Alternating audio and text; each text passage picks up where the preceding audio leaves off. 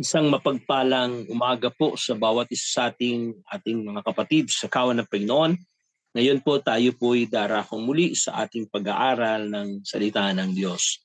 Sabi niya po dito sa mga aklat ng Roma, Kabanata 6, simula sa talatang 10 hanggang 12, ganito ang kanyang sinabi sa sulat ni Apostol Pablo. Nang siya'y mamatay, namatay siya ng minsanan dahil sa kasalanan. At ang buhay niya ngayon ay dahil sa Diyos. Kaya dapat din tayong ninyong ituring ang inyong sarili bilang patay na sa kasalanan, ngunit buhay naman dahil sa Diyos, sapagkat kayo'y nakipagsa na kay Kristo Jesus. Huwag na ninyong pagariin ang kasalanan sa inyong mga katawan. May kamatayan upang hindi na kayo maalipin ng masamang hilig nito. Tayo manalangin. Panginoon, salamat sa iyo. Sa iyo po namin dinadalangin muli ang isa pang pagkakataon na muli turuan mo kami, gabayan mo kami, ang iyong mga Espiritu ang siyang manguna sa amin mula sa pagpapaliwanag, sa pakikinig, sa pangunawa, higit sa lahat, sa pananampalatayang magsasabuhay ng lahat ng ito. Pagpalain mo kami, Panginoon, nasa pinapaubaya namin sa iyo, Panginoon, ang aming kakayahan, at hayaan mo, Panginoon, mapagpala kami mula sa pangako ng iyong mga salita. Ito po ang aming panalangin sa pangalan ng ating Panginoon Jesus. Amen. Dito po sa ating nabasa ay ating magigitang ilang napakalagang konsepto sa nakaraan natin na pinagdiwang patungkol sa kamatayan ng ating Panginoong Hesus na taon-taon ay ating inaalala. Alam niyo po na ang kamatayan ng ating Panginoon ay isang pundasyon ng kakristyanuhan. Kasi kung walang nangyaring kamatayan, hanggang sa ngayon ay walang kaligtasan. Anumang gawin ng tao, anumang kakayahan ng tao, kabaitan man ito, pagiging sakripisyo, lahat ng ito ay walang kabuluhan. Sabi ng Biblia, tanging ang kamatayan lang ni Jesus ang naging daanan ng kaligtasan. Kaya sa oras na to, ito yung ating tatalakayin at ito yung ating pagtutuunan ng pansin.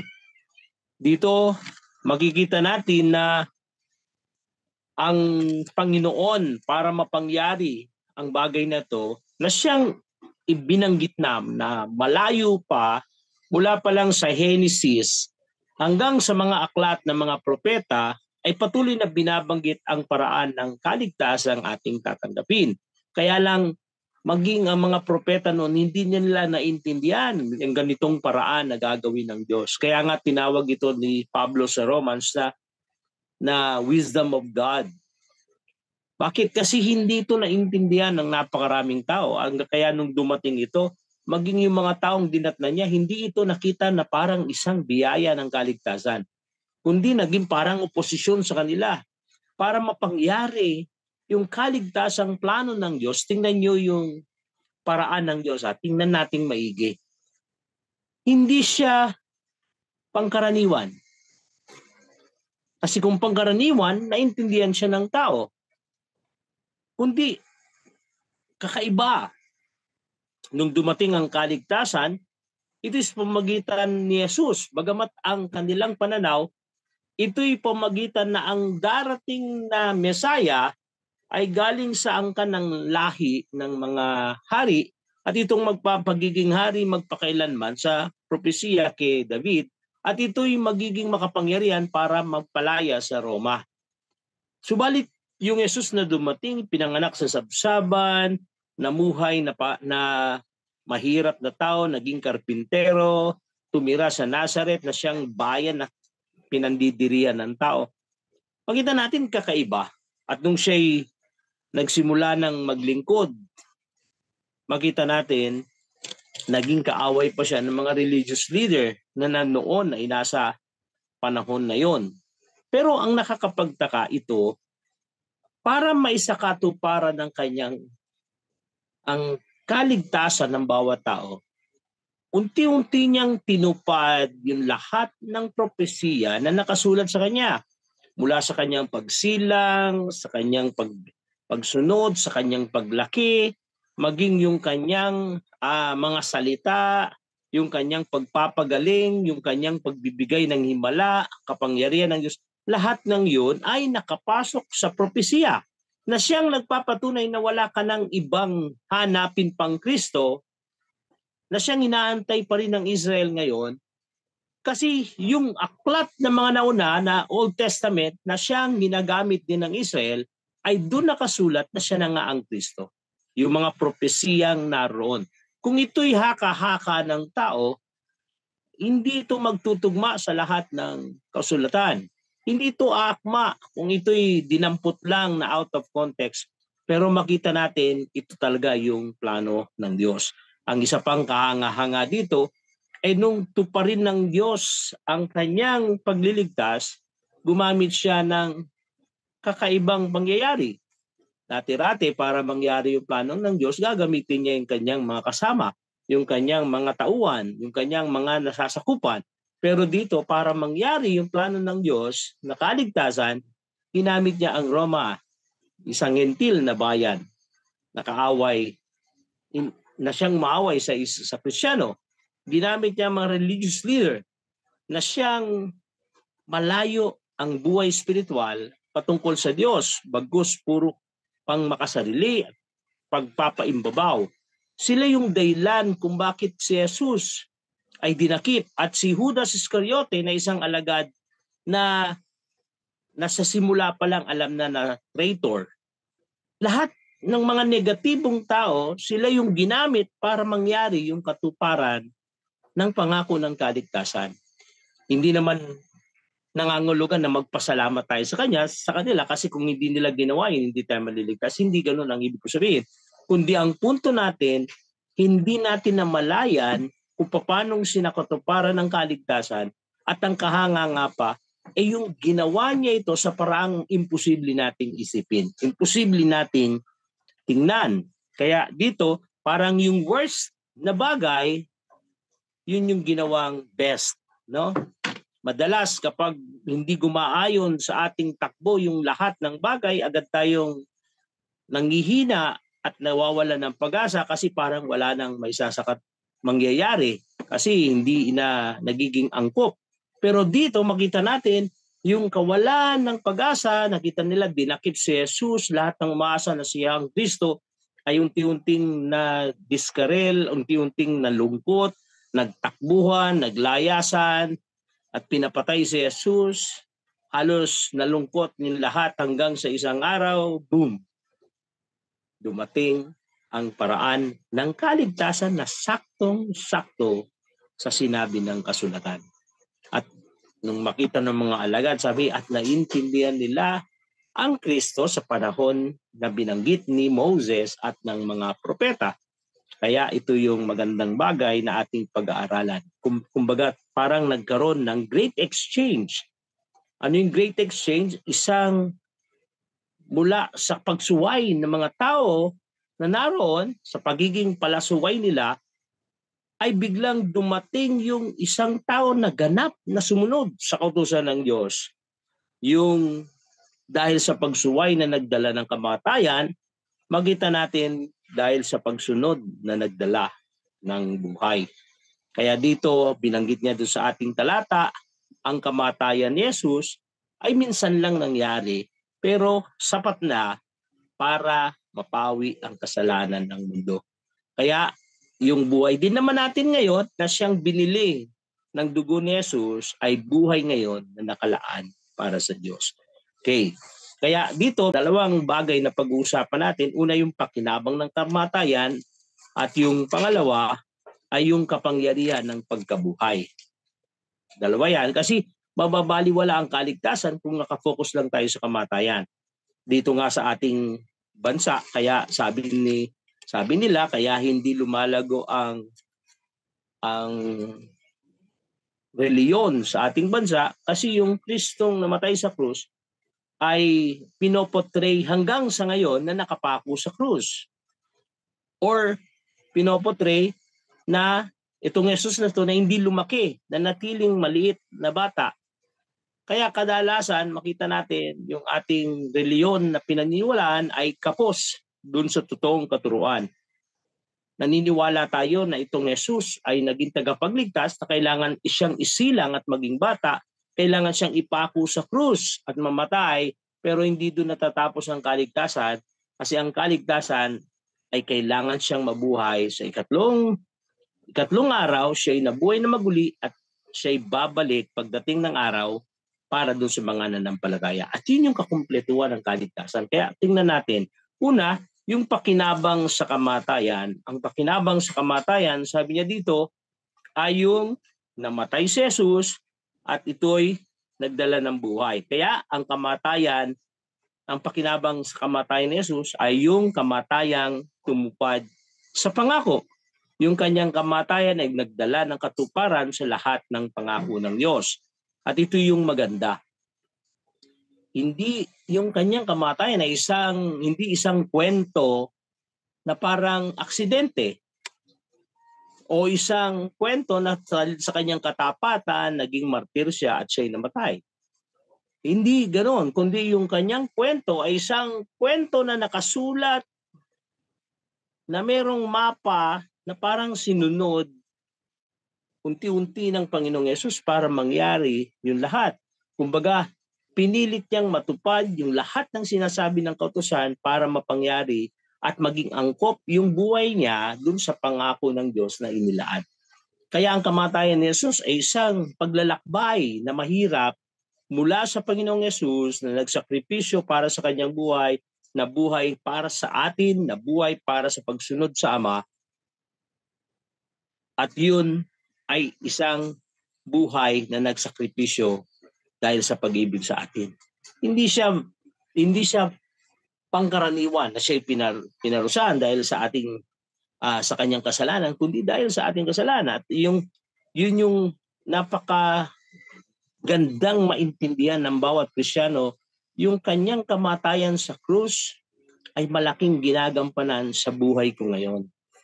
Yung kanyang kamatayan sa krus, ako yung dahilan kung bakit siya namatay sa krus. At dahil doon, merong gagampanan yung relasyon na yun para sa pagbabago ng buhay ko. At yung pangalawa, makita natin yung kamatayang nagdala ng tagumpay. Yung kamatayang ito ay may dala na tagumpay. Kasi kung wala itong kamatayang ito, baliwala. Sabi niya nga dun sa John chapter 19, verse 30, sa mga aklat ni Juan, ito yung kanyang sinabi noon, bago siya namatay dun sa krus. Sabi niya dito, nang masipsip ni Jesus ang alak, sinabi niya, naganap na. Iniyuko niya ang kanyang ulo at nalagot ang kanyang hininga. Sabi niya dito, naganap na. It is finished. Yung salitang it is finished, makita natin hindi salita ng pagkalugi, hindi salita ng pagkatalo, no? O kaya isang salita ng pagtatapos. Di ba? Kundi isang salita ng tagumpay sapagkat natapos niya na yung lahat ng kanyang dapat gawin para sa kaligtasan natin. Kaya nga yung word niya doon is tetelestai. Ang ibig sabihin, ito'y sinisigaw ng mga Roman soldier na pagkatapos galing sa gera at sila'y nagtagumpay, sila'y nasa karwahe pabalik doon sa kanila, sinasalubong sila at sumisigaw yung mga tauhan na tetelestai, na parang ibig sabihin mission accomplished. Kaya nung sumigaw si Jesus doon sa krus na sinabi niyang tetelestai, na parang sinabi niya mission accomplished, nagtagumpay na. Napagtagumpayan na ang lahat ng bagay. Para siyang bumaba sa lupa at nakipaglaban at tinapos yung plano ng Ama, yung pag-ibig ng Diyos sa atin sa paraan ng kanyang kamatayan. At dahil doon, nagtagumpay. Kaya ang kamatayang dala ni Jesus ay nagdala ng tagumpay. Ito yung kamatayan na kabaliktaran ng mundo. Ang kamatayan nagdala ng kalugihan, ang kamatayan nagdala ng pagkaawa, ng pagkalugi, pero ito yung kamatayan nagdala ng tagumpay. Kaya konektado rin sa atin. Pag tititingnan mo, binabanggit ngayon ng Bible ang kamatayan na isang pakinabang, ang kamatayan ay magiging mapalad, sabi niya sa Revelation, sapagkat susundan ka ng iyong kabutihan. Makita natin, nagbago yung image ng kamatayan pagkatapos mamatay ni Jesus sa krus. Kaya itong kamatayan na naging kalugihan ay naging tagumpay na ngayon. Minsan may nagtanong sa akin na isang pulis, ang tanong niya sa akin ay, Pastor, di ko maintindihan yung kasama kong Christian, ano ba sa inyo yung kamatayan? Bakit napakadali nilang tanggapin yung kamatayan? Hindi sila natatakot sa kamatayan. At ito yung dahilan. Naiintindihan mo kasi ang kamatayan ay isang tagumpay sa harapan ng Panginoon kapag kay namatay na kasama ni Kristo. At yung pangatlo, ito yung kamatayang kusang loob. Dito maraming nalilito dito. Maraming nagsasabi bakit namatay si Jesus ay kasi dahil sa kanyang nawalan siya ng dugo, nagkulang yung dugo. Maraming nagsabi kaya siya namatay dun sa krus kasi dahil sa sobrang hirap o kaya nagkaroon ng cardiac arrest. Maraming sinasabi pero ang totoo, walang kakayahan ang kamatayan para patayin ang Panginoong Yesus. Walang kakayahan. Kaya pag sabi niya dito sa may Lucas chapter 23 verse 46, sumigaw ng malakas si Jesus, Ama, sa mga kamay mo pinagkakatiwala ako ang aking spirito, at pagkasabi nito nalagot ang kanyang hininga. Dito sinabi na matay si Jesus pero hindi siya namatay sa sakit, sa karamdaman o sa hirap. Namatay siya kasi ibinigay niya ang kanyang buhay at isinuko niya ang kanyang buhay. Bakit? Ang tanong, hindi ba siya pwedeng patayin? Hindi ba pwedeng mamatay dahil sa paghihirap? Ang sagot, hindi. Kasi ang linaw na sabi ng Bible, ang unang dahilan kung bakit may kamatayan ay dahil sa kasalanan. Ang kabayaran ng kasalanan ay kamatayan. Kaya si Jesus imposibleng mamatay. Walang kakayahan ang kamatayan para sa kanya. Bakit? Hindi siya nagkasala kahit anuman. Kaya kahit anong mangyari, hindi siya mamamatay. Imposible siyang mamamatay. Bakit? Kasi yung mga kamatayan ay para lamang sa mga taong nagkasala. Kaya si Jesus ay hindi pwedeng mamatay. Kaya isinuko niya lang yung buhay niya upang siya'y mamatay. Kasi para dun sa kaligtasan ng tao. Pangalawa, imposible siyang mamatay kasi siya yung buhay. No? Imposible siyang mamatay kasi siya yung nagmamayari ng buhay. Sabi niya sa 1, at kanyang inulit na ako yung may hawak ng buhay. Ako ang buhay, kaya kong ibigay ito at kaya kong bawiin. At yun yung katotohanan pagdating sa kamatayan ni Jesus. Hindi natalo si Jesus dun sa krus, kundi nagtagumpay kasi binigay niya yung kanyang buhay. Ito yung sinakripisyo niya ang kanyang buhay para sa atin. Ito'y kusang loob na pagbibigay para sa kapanan ng ating kaligtasan. Minsan sabi ni Max Lucado, itong Jesus na to, sa kwento ni Max Lucado, sabi niya, nung si Jesus ay nakapako sa krus at pinapako yung kanyang kamay, hinawakan ng sundalo ang kanyang kamay, tinusok ng pako at ito'y pinukpok. Ang tanong, itong Jesus na to, di ba siya yung Jesus na nagpalaya sa mga masamang espiritu? Ito yung Jesus na to nagpatigil sa alon. Itong Jesus na to ang siyang gumawa ng pagkatakot-takot na himala. Katunayan, sinabi niya kay Pilato na kaya niyang magpababa ng napakaraming anghel para sapagkat siya yung hari ng mga ito. Pero makita natin itong Jesus na to, nung siya'y pinahihirapan, binababoy, pinaparusahan, pinapako sa krus, hindi umimik. Tinanggap niya ang kamatayan para sa kanya. Bakit? Kasi alam niya dahil sa kanyang kamatayan, sabi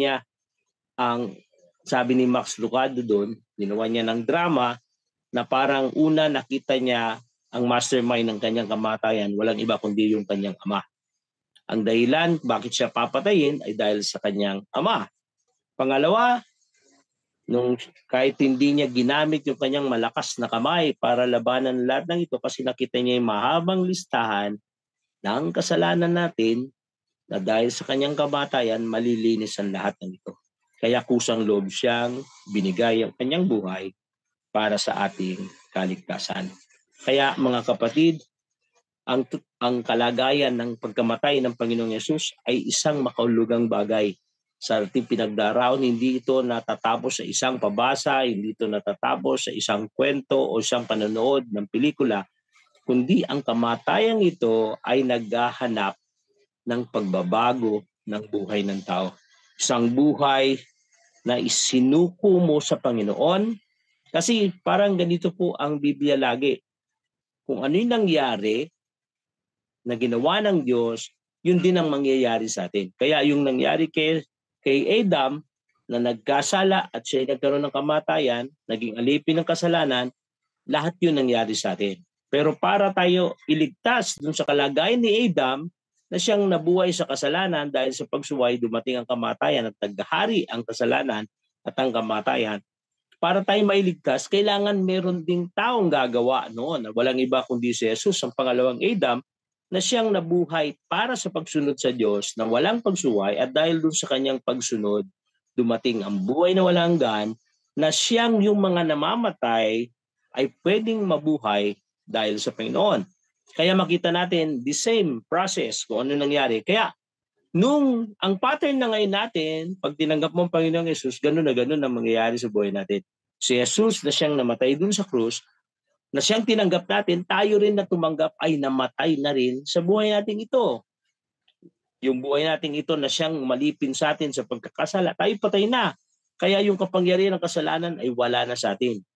At yun yung dahilan ng pagkamatay ng Panginoong Yesus. Sabi ni Pablo dun sa Galatia 2:20 sabi niya, namatay na akong kasama ni Kristo Jesus. Kung ako may buhay, hindi na ako nabubuhay sa ganang akin, kundi nabubuhay ako alang-alang sa Panginoong nag-alay ng kanyang buhay para sa akin.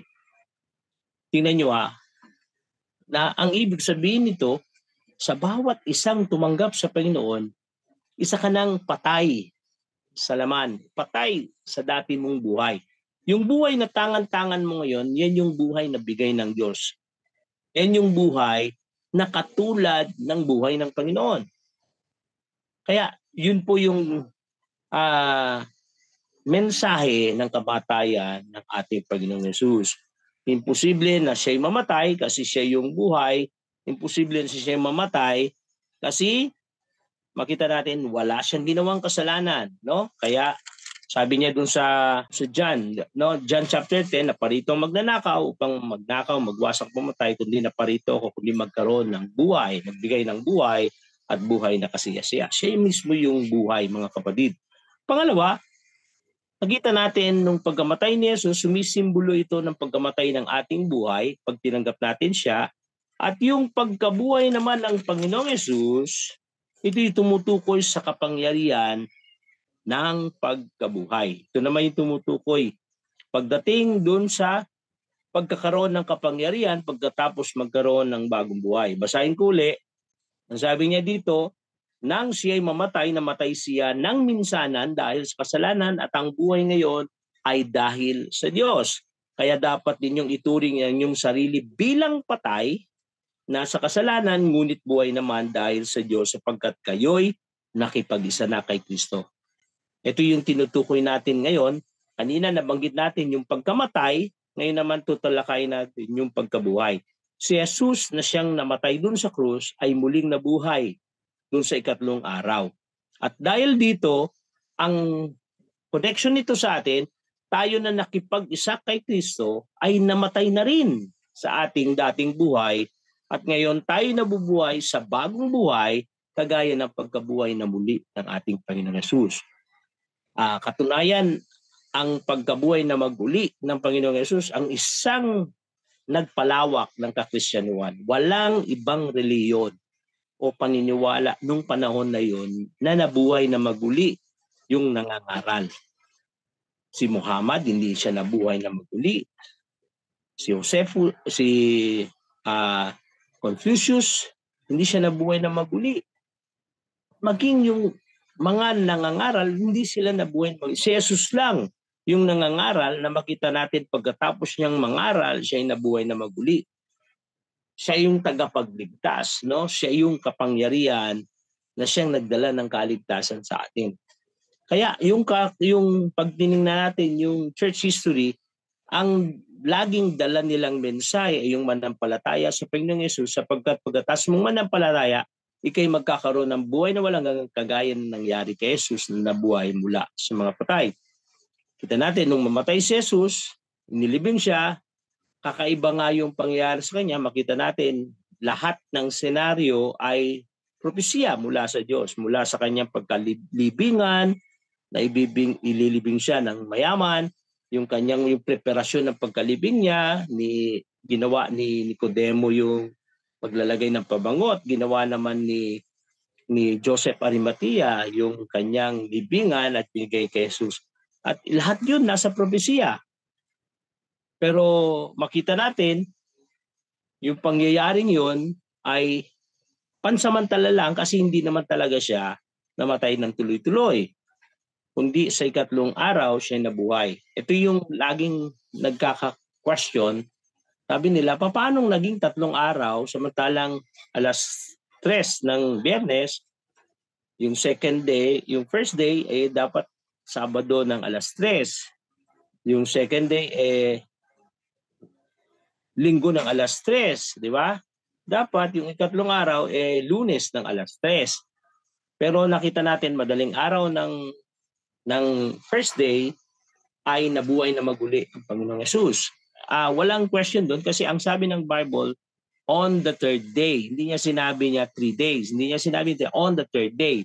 Sa Israel kasi, yung nagpapalit ang araw sa kanila alas 6 ng gabi.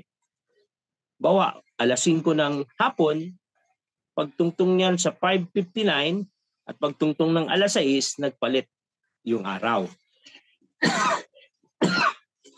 Kaya yung alas 3 nung namatay si Jesus, yun ay first day. Pagkatapos nung tumungtong yung alas 6, bago siya inilibing siya, bago tumungtong alas 6, kasi yung alas 6, yun na yung Sabbath day, yun yung second day. Yung second day. Nung pa lang oras pa lang ang lumipas, nagkaroon na ng second day. 3 oras pa lang kasi alas 3, tapos alas 6, second day. No? Pagkatapos, lumipas yung maghapon, yung 24 hours, Sabado ng alas 6, yun na yung third day. Pagtungtong ng Sabado ng alas 6, yun na yung third day. Kaya nung sinabi ng Biblia, on the third day, ibig sabihin, totoo sinabi ng Biblia, nung ikatlong araw siya nabuhay ng maguli. Hindi 24 hours ang tinutukoy doon. Ngayon, balik tayo. Sabi niya doon, yung kanyang pagkabuhay na maguli ay nagdala ng simbolo na ngayon ay dapat na tayong mabuhay sa bagong buhay. No? Si Jesus, yung ang kapangyarihan ng pagkabuhay, bakit ito naging kapangyarihan? Kasi ano bang dinulot ng resurrection sa atin? Una, para siyang extension. Dati-rati, pagkatapos ng kamatayan, wala na. Pero dahil nabuhay na maguli ang Panginoong Yesus, pagkatapos ng buhay, ay merong totoong buhay. Ito ni yung tinatawag nating life after death. Sabi niya sa mga aklat ni Juan, Kabanata 11, talatang 25. Sabi niya dito, sinabi sa kanya ni Jesus, ako ang nagbibigay buhay at muling pagkabuhay. Ang sino mang sumasampalataya sa akin, kahit mamatay ay muling mabubuhay. Ang sino mang nabubuhay at sumampalataya sa akin ay hindi mamamatay kailanman. Naniniwala ka ba sa sinabi ko? Ito yung sinabi ni Jesus kay Marta. At dito, malinaw na merong extension ng buhay. Yung buhay na tangan-tangan natin ay ito yung temporal na buhay, na pagkatapos ng temporal na buhay, merong susunod na buhay na siyang eternal. No? Sabi niya, hindi na mamamatay kailanman. No? Sabi niya nung una, sabi niya, kung siya'y mamatay pero nanampalataya sa akin, siya'y muling mabubuhay.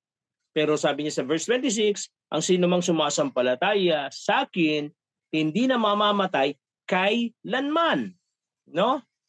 Kaya makita natin yung extension ng buhay. Ito yung buhay pagkatapos ng kamatayan. No? Kaya makita natin dahil sa pagkabuhay na maguli ng Panginoon Yesus, nung nanampalataya tayo sa Kanya, yung buhay natin nagkaroon ng extension. Lumagos, nagkaroon ng eternal na buhay.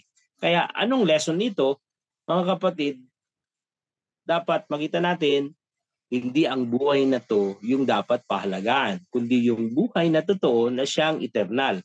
Ang buhay natin dito sa mundo ay temporal. Ito yung dala ng mundo na isinilang tayo sa physical nating buhay, pero dahil nanalig tayo sa Panginoon bilang tagapagligtas, nagkaroon ka ng buhay na walang hanggan, na siyang pagdating ng araw, na siyang buhay na mananatili kailanman.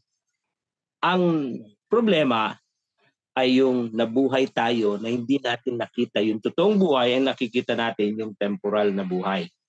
No? Dapat anumang gawin mo sa mundong ito, anumang tagumpay magawa mo sa temporal na buhay, anumang maimpok mo sa temporal na buhay, lahat ng ito wala kang madadala.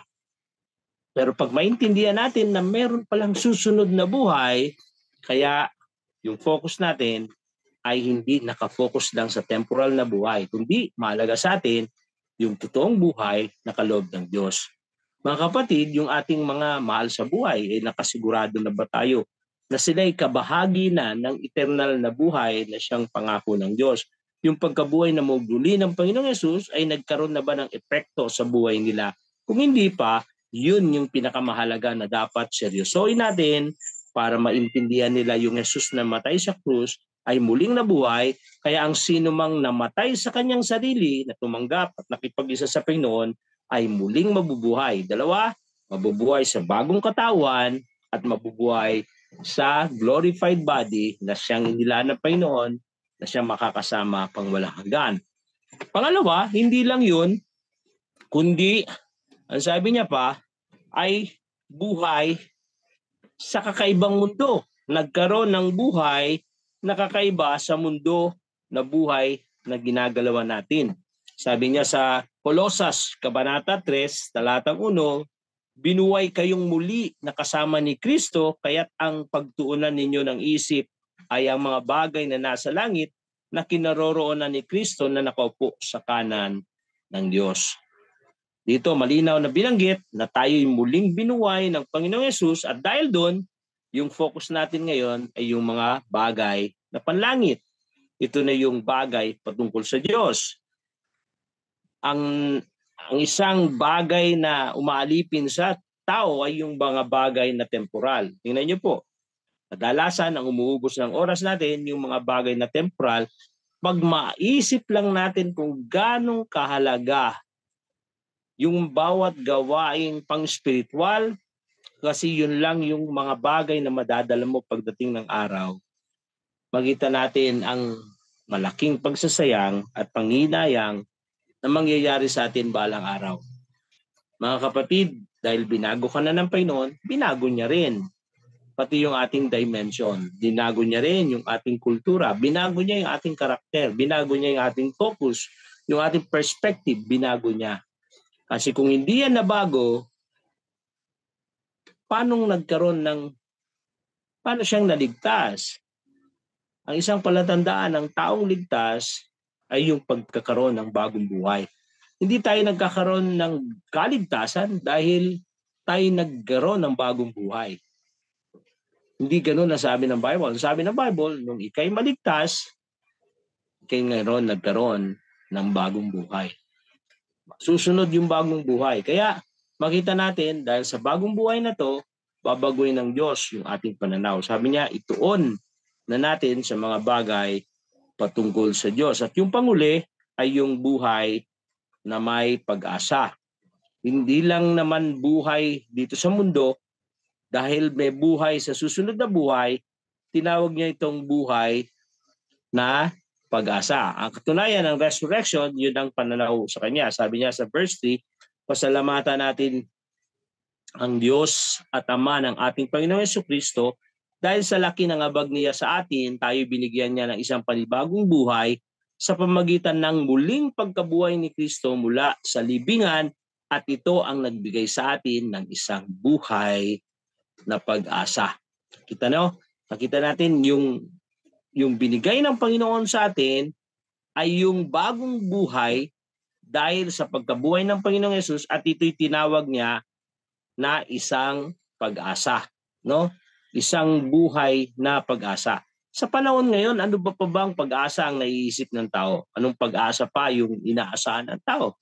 Katunayan, kadalasan ay punong-puno ng kawalan. Yung depression ay napakalawak, yung kalungkutan ng tao pataas ng pataas, yung reklamo ng tao pataas ng pataas. Bakit? Kapag ang pananaw lang natin ay yung mga bagay dito sa mundo at hindi natin naintindihan yung biyaya ng pagkabuhay na maguli, walang kasiyahang itong dala. Walang katiyakan, walang kapanatagan. Ang tanging pag-asa lang ay yung buhay na bigay ng Panginoon.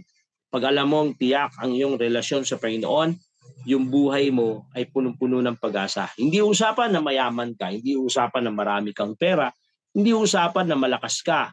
Minsan kahit may sakit ka, minsan kahit mahina ka, minsan kahit walang-wala ka, pero dahil nasa iyo ang Panginoon, nasa iyo yung pag-asang bigay ng Diyos. Mga kapatid, ang pag-asang ito yung regalo ng Diyos para sa atin nang siya'y mabuhay na maguli. Kaya, sabi niya dito, yung kamatayan niya ay minsan lang. Minsan niya lang gagawin. Hindi na siya mamamatay uli para tayo tulungan at iligtas. Minsan niya lang ginawa. Sabi ng Bible, once and for all. Pero pagkatapos niyang mamatay, tayo rin dapat ay maging katulad niyan na mamatay na minsan lang at pagkatapos mabubuhay tayo ayon sa kagustuhan ng Diyos, ayon sa nais ng Diyos. Yung buhay natin ngayon ay magiging katulad ng buhay na nakipag-isa kay Kristo. Sabi niya sa verse 12, huwag na ninyong paggariin ang kasalanan sa inyong mga katawan, may kamatayan, upang hindi na kayo maalipin ng hilig nito. Kaya yung buhay na bigay ng Diyos ay buhay ng pag-asa sapagat ito na yung gumagawa ng mga bagay na ayon sa Diyos. Mga kapatid, ituring natin ang ating buhay na patay na sa dati nating buhay, kagaya ni Jesus na namatay dun sa krus, ngunit ituring din natin na ang buhay natin ay buhay sa piling ng Panginoon. We are alive in Christ.